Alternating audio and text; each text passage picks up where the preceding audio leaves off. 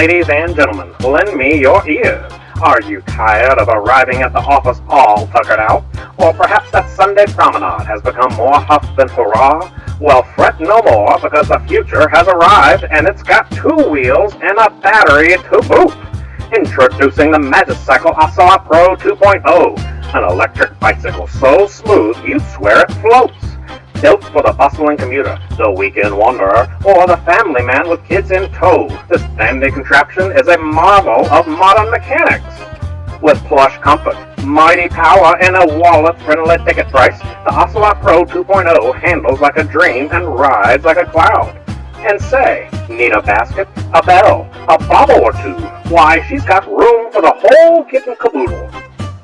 So whether you're zipping to the station, cruising to the soda shop, or just stretching your legs around town, make it electric, make it effortless, make it Magicycle. Ask for the Ocelot Pro 2.0 at your local dealer, or tap into the interweb contraption and find them online. Tell them Mosey and Moose sent you.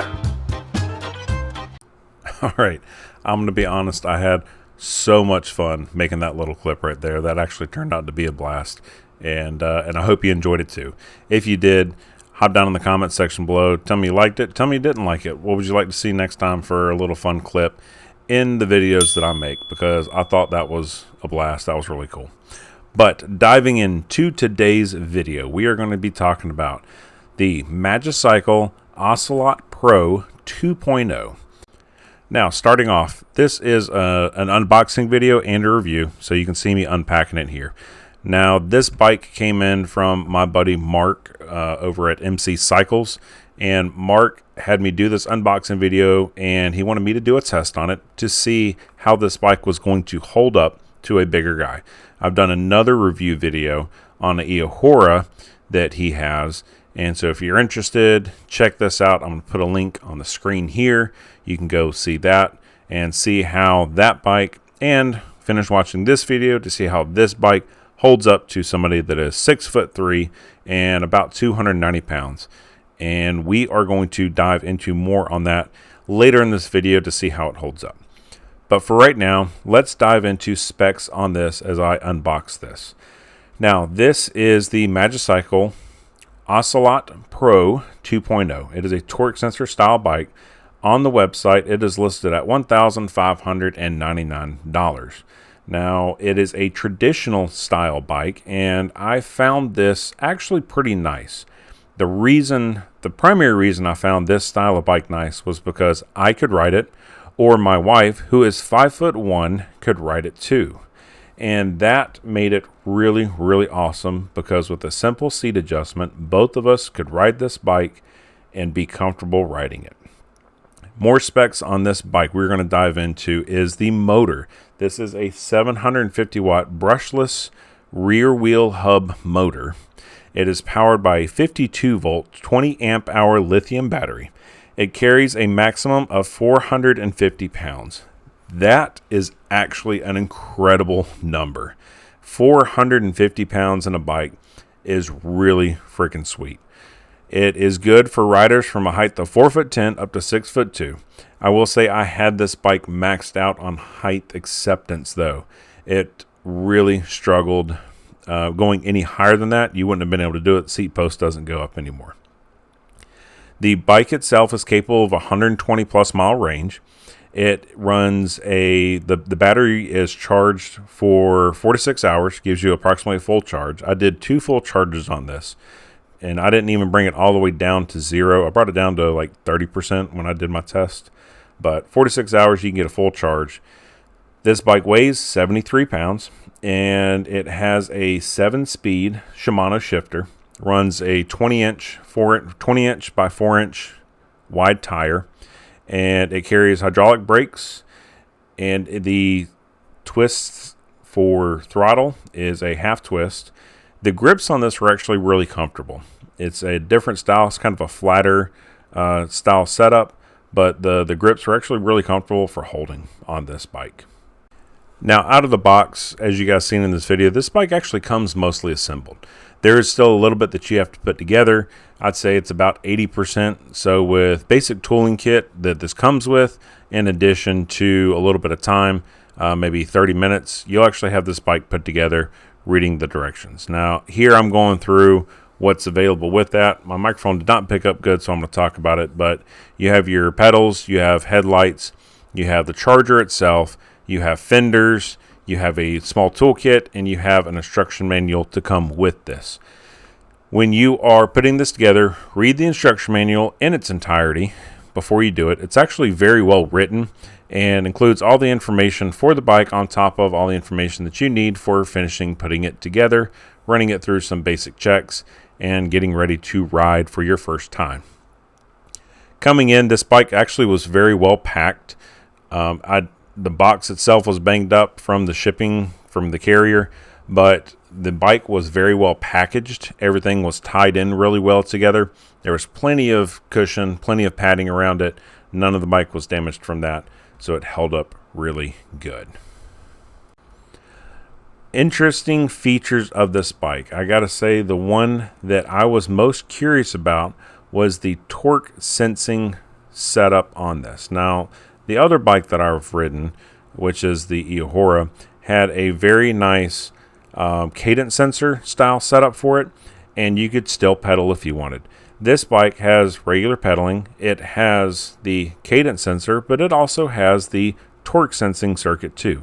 Now, the torque sensing's neat because you are still pedaling. You are actually putting energy and power into pedaling the bike pedals. But what it does is the bike comes along and just gives you a little assist to speed up the bike itself. You still are pedaling. So if you're on first gear or seventh gear, or anywhere in between, you're still exerting that effort appropriately for the bike, but it's just helping you pick up speed a little bit. And you can adjust how much it's picking up with the pedal assist, adjust on the side for your handlebars, and then you'll see that on your display on the handlebars of that. Speaking of the display, it's actually very easy to read on this one. It's very informative. You have battery life, you have time, you have how much power the motor is outputting. It shows you the speed that you're traveling. You can set it for trip or overall just general odometer. Shows you what your pedal assist level is, and then you can go in and adjust some features on this too using the menu option for the controller. With the torque sensing, that was really nice on this because I'm a bigger guy. I'm actually trying to lose a little bit of weight. And so I was still exerting energy. I was still working out. My Apple Watch was actually still picking up me going into a workout kind of mode when I was really trying to pedal this bike and get it moving. What's really nice about that is that I still felt like I was getting up and going somewhere though too. I wasn't doing all this pedaling and only maybe getting a mile or two. I was still able to get out and around, but exercise. Where I really see this shining is if you are in an area that has elevation change, instead of having to drop your bike down to first gear and then just slowly creep up these hills, you can use your pedal assist under the torque proving and still get plenty of power going to the bike to get you moving and keep you moving while still moving up and down these hills without absolutely winding yourself out. The bike itself claims a 28 mile an hour top speed.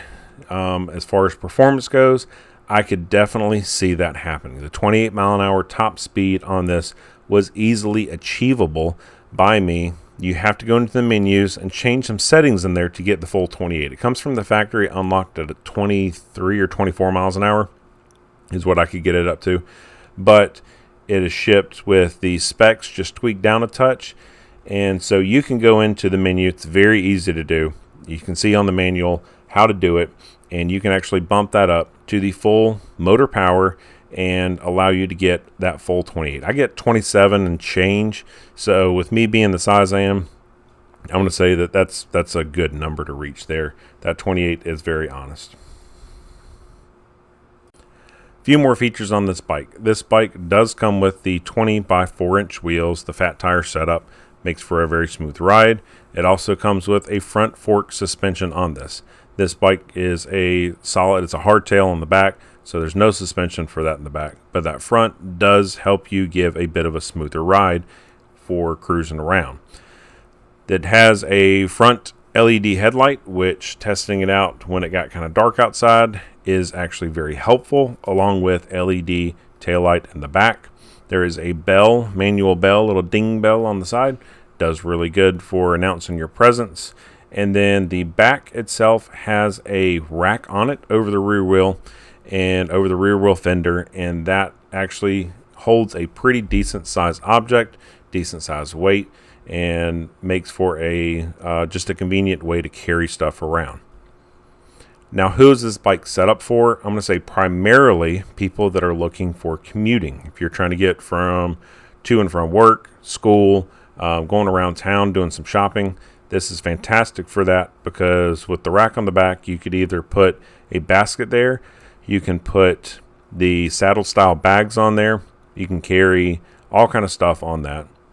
In addition to the option for having a front basket as well, and a front rack on this. The fenders help keep anything dry, getting muddy or dirty or anything like that. Those fenders do a really good job of protecting whatever it is you're carrying for your cargo. Ride review time. How did this bike hold up to somebody of my size, 6'2", 290 pounds? This bike held up very well. Like I said, the weight capacity on this bike is actually really, really high. I was very impressed with the carry capacity of this bike, and it really handled just me on there without any issue. I did not see this bike struggling. The acceleration, the deceleration, still have plenty of capacity on this. Even with me coming at almost 300, still had another 150 pounds I could carry on this bike. Or pulling behind me with the trailer option, this bike was going to hold up fantastic to that as well. I did not see this bike struggling with that at all. It was very comfortable ride. My wife, who is 5'1", also commented when she rode it how comfortable the seat on this actually is. The seat for this bike and the adjustable post make it really nice if you ever have just a bike where you want to switch between you and maybe your spouse or a sibling or something like that. This bike's easily adjustable for that. Does very well. The wide tires on this, the fat tires, do very good. In addition to that front suspension of keeping up with any kind of deflections in the road, any bumps or changes in grade, they handle that very well. Still keeps a very comfortable ride. A couple of things to notice about this bike. First off, the bike itself is an internal battery bike. Down in the tube in that main section between your legs is where the battery is going to be tucked up in. That keeps it out of the way. It keeps it very fluid and in line with the bike itself. There's no protruding batteries that are carrying this out and kind of pushing out and making it awkward for riding and for having to lug around. The battery on this was built in. This is a very nice looking bike. If you're ever shopping around for it, you'll notice of how well this bike rides and carries. There's the only 20-inch wheels, so it's definitely more of that commuter style setup. If you are interested in something that's going to be off trail, I would recommend something that has maybe a slightly larger wheel, because this is you're definitely going to notice this if you're going around riding, because the wheels and the tires on this are not super large, so they are going to struggle a little bit. If you ever get into kind of like terrain, trail style terrain, it's going to struggle with that a little.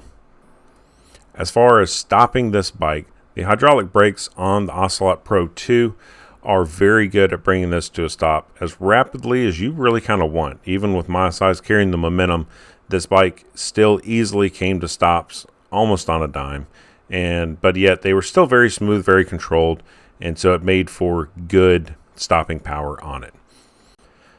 The controls on this bike are actually really nice. The throttle control on your right handle is a very smooth. You can roll through it. It did good for powering up, for slowing down, for letting off. It was very smooth and controlled. And I noticed with it, the only thing that I had a qualm with was lack of cruise control. Riding around on this bike, the other ones that I've rode, you can hold. If you hold it for a time period, the cruise control sets in. I didn't have that on this bike, and it's something that I kind of missed. I wish it did have, because that would have made this definitely the ultimate commuter style bike for that. So let's break this down into overall review. How does this bike hold up? For me and my size, the riding on this bike was actually fantastic. For the price of $1,599 that they have it listed on the Magicycle site now for, that is actually a really good setup, really good price for what this is. With the features that this bike has for it, on top of the options for colors, this bike was really nice for getting able to kind of customize for what you want. You can also pick up accessories and stuff like that on their website if you want to expand out your bike some too. I honestly don't really have any cons for this bike. There are some things that I would like to see changed a little bit maybe, or just getting a bike like this I would pay attention to make sure it's features I wanted. One of them is that there is no cruise control on here. That's kind of a bummer. The other thing is the size of the wheels. This is a 20-inch wheeled bike. You just have to know that it is made for commuter style. It is not made for full-fledged riding for off trails. So it is not a large bike, but this bike is pretty nimble, and the weight of it only being 73 pounds allows the portability of this bike to go way up compared to some other larger e-bikes. Would I get this bike for myself? I have to say, if I'm looking for a commuter style bike, this bike is an excellent choice. Yes, I would pick this bike up for myself because it is a quality build on this. Everything's really well put together from Magicycle. The price is spot on, right at under $1,600. The comfort of this bike is very high. The ability to go from a shorter person up to a very tall person makes this very nice as well.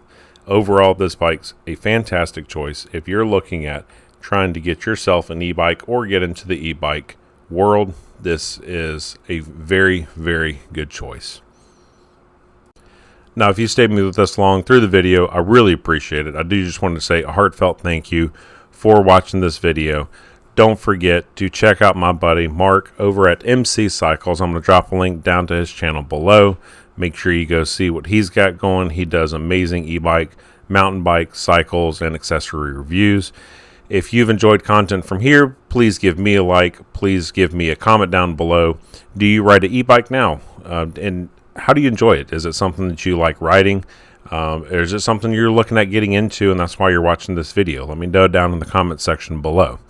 Also, don't forget to stay subscribed to future videos. We are going to have a couple of review videos of areas we have going around us. These are actually going to be some of the state parks that we have and what we as a family enjoy doing there and what things that you can look at doing there as well. Really appreciate your time here, and we hope you all have a great day and happy travels.